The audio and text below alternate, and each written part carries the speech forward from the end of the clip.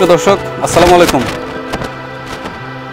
অসম tourism নিবেদিত দুর্বার live টিভির বিশেষ আয়োজন সবুজ বাংলার সোনালী মানুষের নতুন আরও একটি পর্বে আপনাদের সবাইকে স্বাগত জানাচ্ছি। আমি মঈনুদ্দিন আকবর।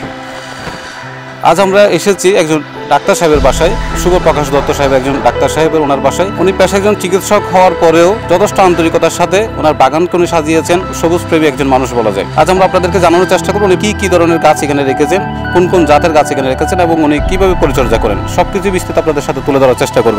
আশা করি আমাদের সাথেই থাকবেন। আপনার বাগানের গল্পটা, শুরুর গল্পটা আমরা একটু শুনতে চাই। শুরুর গল্প হচ্ছে ওই যে বললাম, বাবা ছোটোবেলায় গাছ করতেন, বিভিন্ন ধরনের গাছ। তো গাছ করার সেই যে ওনার কাছ থেকে দেখার জিনিসটা রয়ে গেছিলো। তো পরে পড়ালেখা করলাম, নিজের বাড়িটা হলো। তো এর ফাঁকে ফাঁকে যখন বাগান পরিবারে যখন আবার বললাম, আপনাকে আগেও বলেছি, যখন দেখলাম যে বিভিন্ন মানুষ করছে, তাদের ছাদেই করছে, তাহলে আমি কেন পারবো না। তো এটা হচ্ছে আমার একটা স্ট্রেস রিলিফের জায়গা। আমাকে ভোর 6টায় উঠতে হয় এটাতে কাজ করার জন্য। কাজ করি, সকালের যে সুন্দর বাতাসটা সেটাও পাচ্ছি, ফিজিক্যাল কিছুটা এক্সারসাইজও হচ্ছে। তো এবং মানসিক যে প্রশান্তি, একটা ফুল ফুটলে বা একটা ছোটো ফল হলে এই আনন্দটুকু আপনি আর যাই করেন পাবেন না। এখান থেকেই আনন্দটুকু আসে, আবার নতুনভাবে নতুন উদ্যমে কাজ করার জন্য উৎসাহিত করে, মন ভালো থাকে। অ্যামারেলিস লিলি এইগুলো আসলে আমাদের দেশের ফুল নয়। তো এই লিলিগুলার বিভিন্ন রকম ভ্যারাইটি আছে, সাইজ আছে। তো এটা হচ্ছে ডাবল পেটালের। তো এই অ্যামারেলিস লিলি কালেক্ট করেছি আমি চিটংয়ের বাইরে থেকে। খুবই সুন্দর গাছ। এগুলার নিচে একটা বাল্ব রয়েছে, জাস্ট লাইক একটা বড় সাইজের পেঁয়াজ রসুন বা যেরকম বলি। তো বাল্বগুলা যখন লাগানো হয় এবং এই যে সিজন শুরু হচ্ছে, তো এই সিজন শুরুতেই এখানে একটা স্টেম বেরোয়, তারপর এই যে ফুলগুলা ফুটছে। তো দেখতে খুবই সুন্দর, বিভিন্ন কালারের হয়ে থাকে। এটা এই সিজনে আমার প্রথম অ্যামারেলিস লিলি।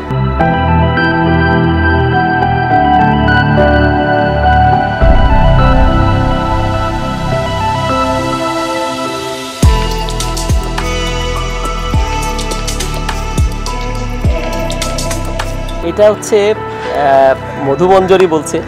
তো খুব সুন্দর একটা স্মেল হয়।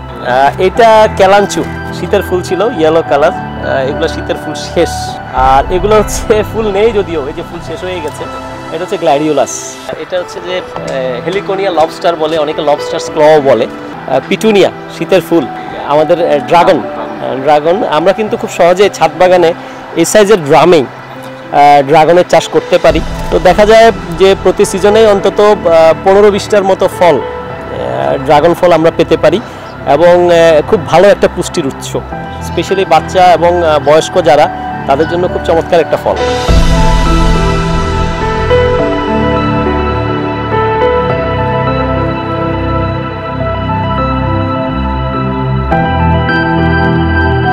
এই গোলাপটি উপহার পাওয়া, বাগান পরিবারের এক সদস্যের কাছ থেকে। তো গোলাপের যত্ন সম্পর্কে আমরা বাগান পরিবার থেকে আসলে প্রচুর জেনেছি বিভিন্ন। এটা হচ্ছে ইউফরবিয়া মিলি বলি, বাংলায় বলি আমরা কাটা মুকুট। খুবই দারুণ একটি গাছ। দুই ভ্যারাইটির আছে, দুই ধরনের কালার। এটা দেখেন, এটা হচ্ছে মিনি। এটার ফুলগুলো খুব ছোট জাতের হয়। তো এটার খুব মজার ব্যাপারটা হচ্ছে রোদ দরকার, এবং নিয়মিত পানি আসলে দিতে হয় না। যখন দেখা যাচ্ছে মাটিটা শুকিয়ে আসছে, তখনই আমরা আসলে পানিটা ব্যবহার করি। রোদ পেলেই হচ্ছে সে। মনে হলো যে শাপলা তো আমাদের দেশি ফুল, কিন্তু শাপলা করা যাবে না কেন? তো এরপর খোঁজ নিতে দেখলাম যে চিটংয়েরই এক আপা আছেন, তিনিও বাগান পরিবারের সাথে সংযুক্ত। তিনি বললেন যে আপনি শাপলা চাষ করতে চান ভাইয়া, ঠিক আছে, আমি আপনাকে শাপলা জোগাড় করে দিচ্ছি। উনি অনেক দূর থেকে, রাজশাহী থেকে শাপলার কিছু কন্দ পাঠালেন, এবং লাগানোর পর দেখলাম যে চমৎকার সব কালারের ভ্যারাইটির শাপলা হচ্ছে। অনেকে শাপলা নিয়ে, জলজ বাগান নিয়ে আশঙ্কায় থাকেন যে মশা হতে পারে, ডেঙ্গু চিকেনগুনিয়া নিয়ে আমরা কিন্তু খুবই আতঙ্কিত। তো এটা কিন্তু খুব ইজিলি করা যায়। যেমন আমি যেটা করে থাকি, ওখানে গাপ্পি মাছ ছেড়ে দিই, খুবই সস্তা। গাপ্পি মাছও থাকলো, এবং একটা মশার আপনি কিন্তু খুঁজে পাবেন না। প্রত্যেকটাতে 2-3টা করে গাপ্পি মাছ দিয়ে দেওয়া হয়। আর প্রতিদিন সন্ধ্যায় বা যখনই আপনি বাগানে পানি দিচ্ছেন, পানি যদি আপনি ওভারফ্লো করে দেন, তাহলে কিন্তু পরিষ্কার হয়ে যায়। আর আরেকটা জিনিস করা যায়, 2-1 ফোঁটা কেরোসিন তেল যদি আপনি ছড়িয়ে দেন, এই তেলটা একটা কাবার তৈরি করে, যার ফলে মশা আর ওখানে বংশ বিস্তার করে না।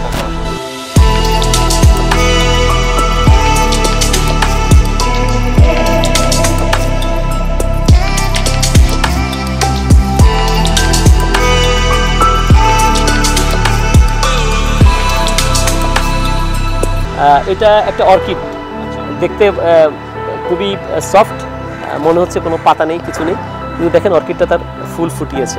পিটুনিয়ার আরেকটা কালার ভ্যারাইটি, এটা পিটুনিয়ার।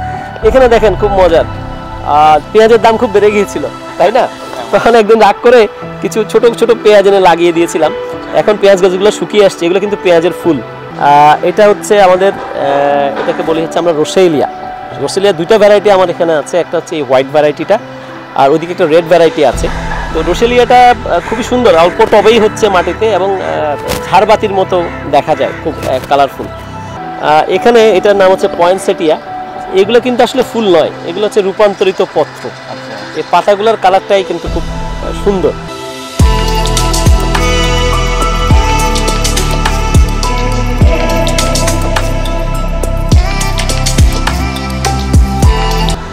এগুলো হচ্ছে ক্যালেন্ডুলা আমরা বলি, এতে এই গাছগুলো ওষুধি গুণ আছে। একসময় যখন অ্যান্টিবায়োটিক আবিষ্কার হয়নি, এই কাটা ছড়ায় কিন্তু এই ক্যালেন্ডুলা খুব ব্যবহার হয়। আমার খুব ফেভারিট বাতাসা মরিচ, এই যে ফুল এসছে, বাতাসা মরিচ এসছে। এই পাশে এই যে মাত্র পাতা আসছে, পাতা সব ঝরে গিয়েছিল, জামরুল গাছ। এবং আমি প্রতি বছর প্রচুর জামরুল খাই, আমার ছেলের খুব পছন্দের, সে আসবে এখান থেকে জামরুল নিয়ে খাবে, প্রচুর ফল পাই গাছটা থেকে। কিছুটা পুদিনা করেছি, জবা ফুল বেশ ভ্যারাইটির আছে, অনেক কালারেরই আছে, অনেক ভ্যারাইটির আছে, ডাবল ভ্যারাইটির। এগুলোর জন্য আসলে আমার বন্ধু ডাক্তার কামাল, বাগান পরিবারের আরেকজন সদস্য, সে যশোরে আছে বর্তমানে, যশোর আর্মি মেডিকেল কলেজে। এই পুরোটাই হচ্ছে জবার, বিভিন্ন ধরনের জবার। এটা একটি ওষুধি গাছ। দেখেন যখন আরও হাড় ভেঙে যাচ্ছে কোনো একটা অ্যাক্সিডেন্ট বা দুর্ঘটনায়, তখন এটাকে বেটে ওনারা, গ্রামের যে কবিরাজ বা চিকিৎসকরা প্রাচীন প্রথা অনুসারে এটাকে বেটে, এটার যে এইটাকে হাড়ের মানে বাহুরের এখানে দিয়ে ওনারা ব্যান্ডেজ করে দেন, এবং যেখানে হয়তো ডাক্তারের সেই চিকিৎসা সুবিধা নেই, তারা কিন্তু এটার মাধ্যমে সুস্থ হয়ে যাচ্ছেন।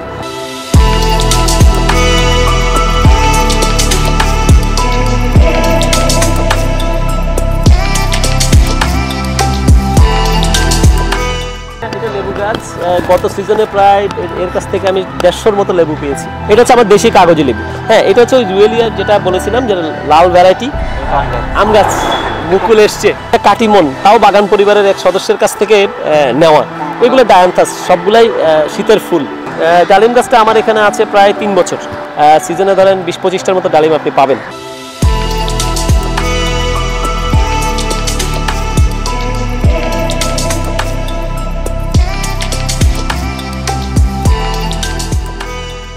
কাঁচামরিচ করা হয়েছে শখ করে, বাসার প্রয়োজনটুকু আসলে হয়ে যায়। এগুলো ডালিয়া, এগুলো বড় সাইজের ডালিয়া। এটি একটি কামরাঙা, কামরাঙা টবে কিন্তু হচ্ছে, এই একদম শেষ হচ্ছে, খুব প্রিয়। এইটি হচ্ছে কামিনী গাছ। এই যে সিজন শুরু হচ্ছে, প্রচুর ফুল ফুটবে, একদম সাদা হয়ে থাকে। এটা হচ্ছে পেয়ারা গাছ, খুব মজার। এটা হচ্ছে থাই ভ্যারাইটি বলে আর কি। এখানে আসলে কিছু লিলিয়াম আছে, এটা বলা যায় একটা রিজার্ভ ফ্যাক্টরির মতো আর কি, লিলি ছোটখাটো, ওই যে বললাম গিফট করার জন্য।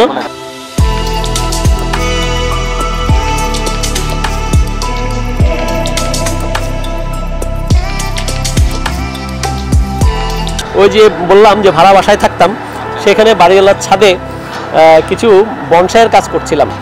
একটা গাছের কথা না বললেই নয়, যেটা দিয়ে আসলে আমার নিজের বাগান, ওই যে বলে না নিজের বাগান করা শুরু, এই গাছটি।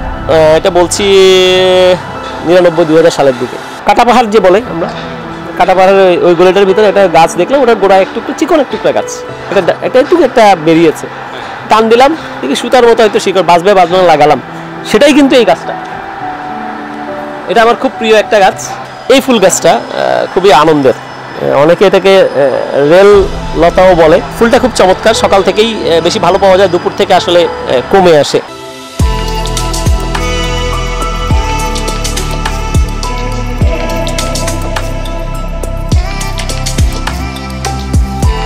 অরিগানো, এটা হচ্ছে যে পিৎজা টাইপের যে খাবারগুলো আছে ওখানে এটা করা হয়, বেশ কস্টলি।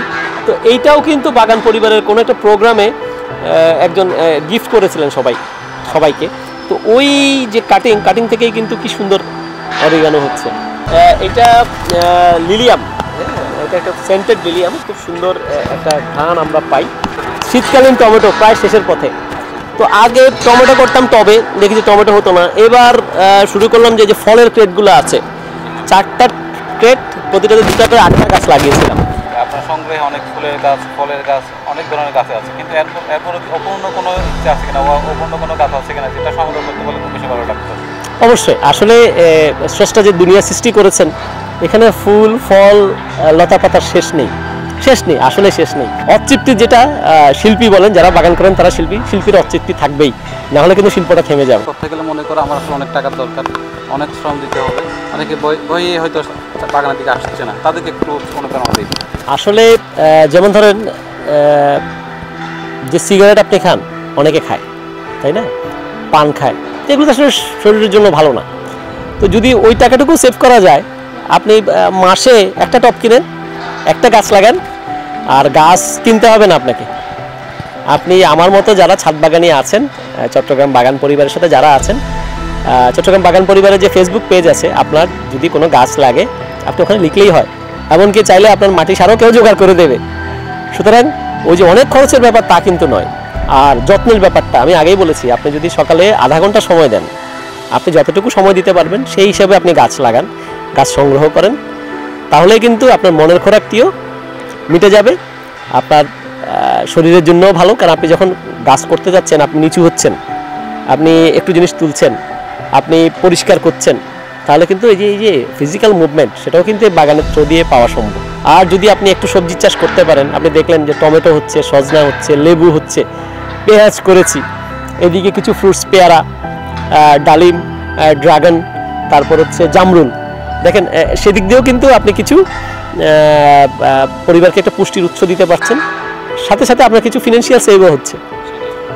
কাঁকরোল করেছিলাম, তারপরে যে ওখানে পুঁই শাকের চারা লাগিয়েছি, পুঁই শাক কিন্তু হচ্ছে। হ্যাঁ, তাহলে এই যে জিনিসগুলো, এটা কিন্তু এর মাধ্যমেও কিন্তু আপনি যে ফিনান্সিয়ালি নিজের কিছুটা সেভ করতে পারছেন, পাশাপাশি ভালো একটা যে ঔষধ ছাড়া কীটনাশক ছাড়া একদম ফ্রেশ অর্গানিক ভেজিটেবলস আপনি পাচ্ছেন।